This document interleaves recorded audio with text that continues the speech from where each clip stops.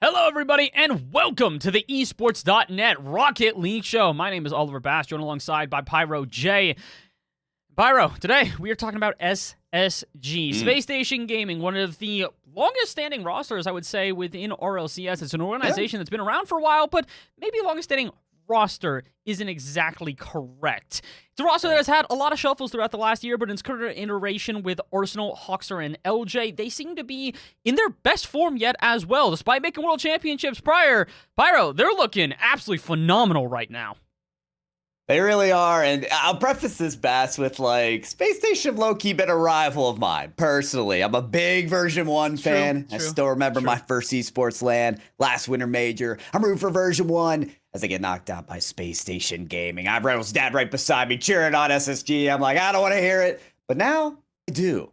Okay, so SSG are on top, not only in the way of being the #1 North American seed headed into this major in Boston, but also absolutely blowing apart everybody's expectation that they had for this team, Bass. Out goes Daniel, an incomer into the scene about a year ago, who has just splashed into the scene. Everybody's talking about him. Daniel popping off. Laniel even at the LAN, but he's not going, and Hoxer is. Bass, talk to me about this insertion of Hoxer into this roster, blowing out expectations, and even in the LAN setting, there's some juicy details that I want to hear about. Hoxer's been around for a while, so again, to give a little bit of backstory here to SSG and the roster sort of mania that they have gone through. Last year, they made a rather controversial decision to drop Reynolds as the third for the team and move forward with Daniel and Arsenal at the helm.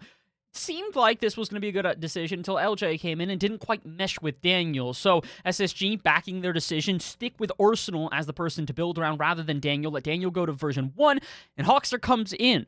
Hoxer, a player that has been around RLCS for a lot longer than people seem to believe. People kind of think about this guy as still kind of a dude on the come-up, but he's been to the World Championship before. He went in Season 8, finished 9th to 12th as the #4 seed coming out of North America with E United, so he didn't really get that great of a performance. The only thing that he really did was beat Renegades, which back then was a very new team because OCE didn't really have global experience. But Hoxer's been around for years at this point, has one of the longest breaks in between LANs, which I believe the record was somewhere around 1,000 days in between his past LAN at the World Championship and going into this winter major. But he's been a player on the rise. Even in the current iteration of the open format, he did a huge number of improvements to that Ghost Gaming roster last year when he ended up joining them with Shock and Lion Blaze. So Hoxer's one of these guys I've wanted to see do well for a very long time. I'm glad to see him getting a shot like this in SSG, and like you said, he's really blowing every expectation out of the water right now. People expected an SSG that was middle of the pack, doing okay. They had made one major this year and didn't really do much. They got a bit of a tough draw in the fall major in Rotterdam, but they didn't even make the winter major afterwards in San Diego. So people weren't really sure what to expect with Hoxer coming in here. They thought this was a dead team that didn't have any momentum.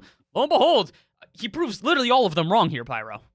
And he's sort of had these past experiences of popping off as well. I remember towards the latter end of the last season, I think it was the first regional of the spring split with Ghost Gaming. They actually performed top 4 in one of the regionals. Hoxer, he can make that magic happen with different rosters. And we've talked so much about Hoxer, but LJ and Arsenal as well, now being the top seed of North America, I think is such an incredible feat, an accomplishment for two players who have been grinding really hard with this roster, trying to make this work. And now pretty much succeeding, Bass. I think it's really cool to see. One of my favorite things, I want to talk about the playstyle of SSG, because it's okay, yeah, they're doing so well. They're the top seed of North America.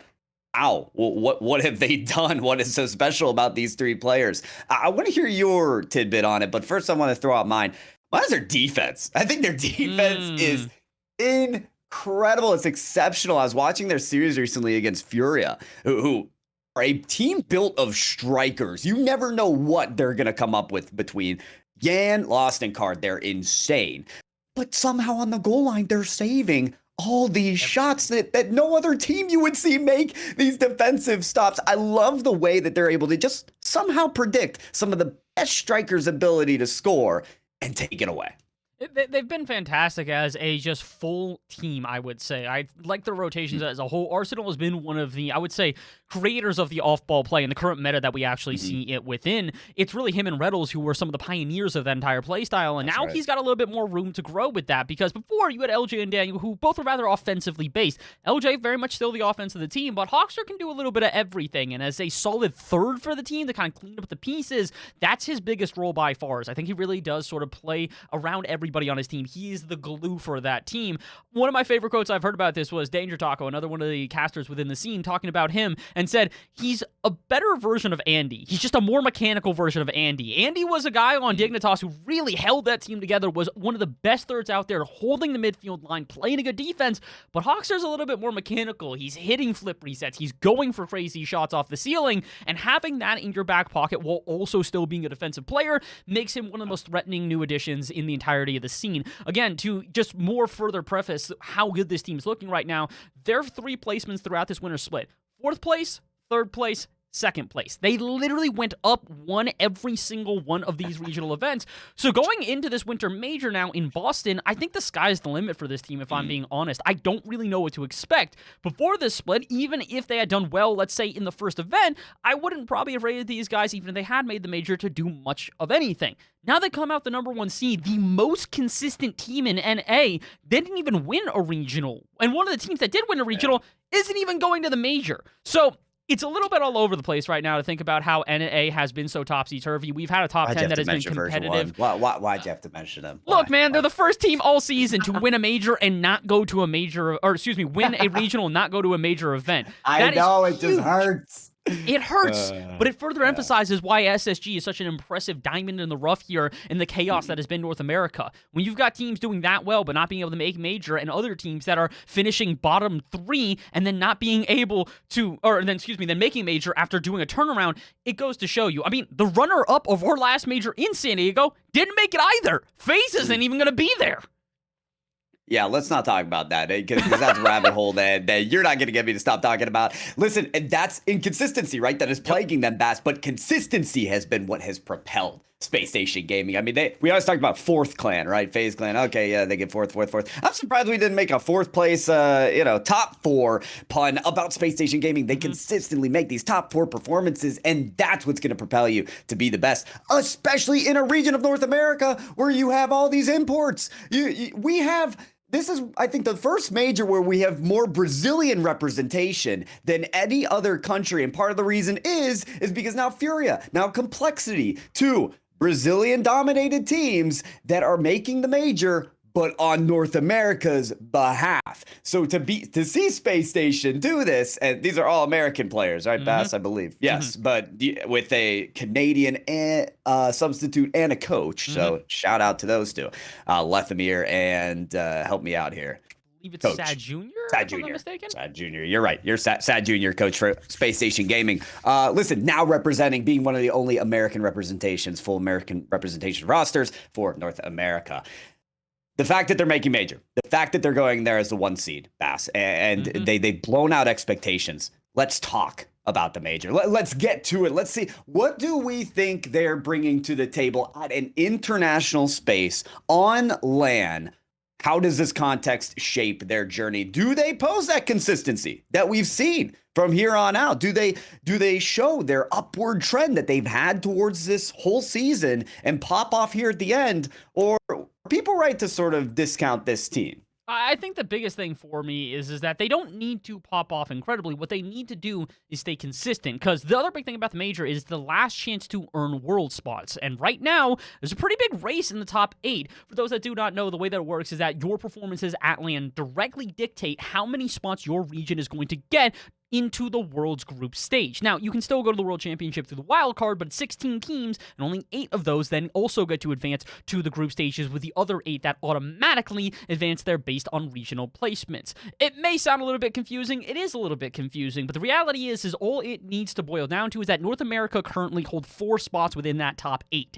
If they drop off even a little bit, regions like EU, regions like South America, regions like MENA, like OCE, are all just on the cusp of being able to get their region in an extra spot, and that's where I think Spacestation Gaming's value really lies. Are they going to be able to win it all? I don't know. They've really had some struggles being able to get past the precipice of the very, very upper echelon, even taking losses to Optic Gaming, a team that has been up and down and really had some lacking of consistency throughout the year. So the reality is for SSG, as long as they can get a top 8 and secure more spots, that's really what their job needs to be at this point, is to try and show NA as a strong region, because, Pyro, I don't think that we necessarily have the best backing right now. We even just had an international show match with Gen G, one of the best representatives out of North America, going against KC in Singapore for the Olympics, and, they got 3-0 swept. So, it's not necessarily the same thing as RLCS. I don't want people to look at that result and think that NA is just washed, but we do need to prove ourselves going into this final major of the year. We've had two teams, more or less, that have won it this year that have both been European. Yes, Gen G is NA, as we just stated,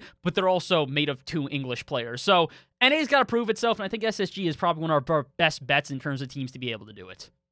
Yeah, and listen, we're talking about best bets and still just saying, we'll be happy with top 8. Listen, Yeah. I can't help but agree with you, though. I mean, I'm in the same boat here. Let's think of it this way. Let's continue underselling Space Station, because that's what most people did coming into the split, and then they popped off. So pop off again, Space Station Gaming. Do it again for North America and anyone who is trying to have pride in the USA of Rocket League. I pin them as well as like a top 8, but dang, do you just look really good right now. The top of the European Rocket League teams are going to be very difficult to take down.